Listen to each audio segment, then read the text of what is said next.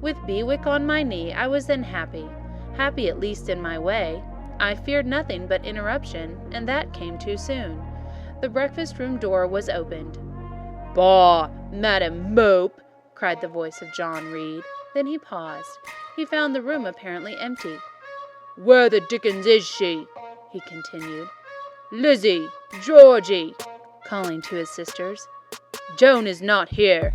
Tell mamma she has run out into the rain, bad animal." It is well I drew the curtain, thought I, and I wished fervently he might not discover my hiding place. Nor would John Reed have found it out himself. He was not quick, either of vision or conception, but Eliza just put her head in at the door and said at once, "She's at the window seat, to be sure, Jack." And out I came immediately, for I trembled at the idea of being dragged forth by the said Jack. "What do you want?" I asked, with awkward diffidence. "Say, what do you want, Master Reed?"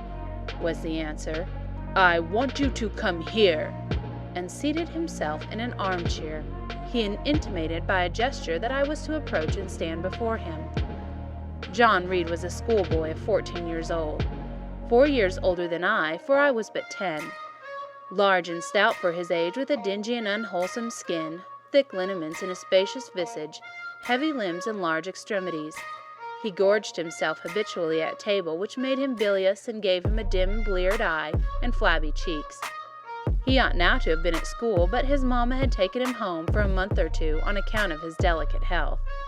Mr. Miles, the master, affirmed that he would do very well if he had fewer cakes and sweetmeats sent to him from home.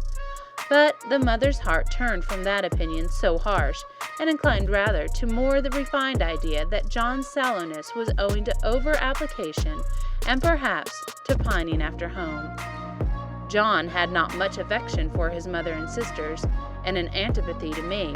He bullied and punished me, not 2 or 3 times in a week, but once or twice a day, but continually every nerve I had feared him, and every morsel of flesh in my bones shrank when he came near.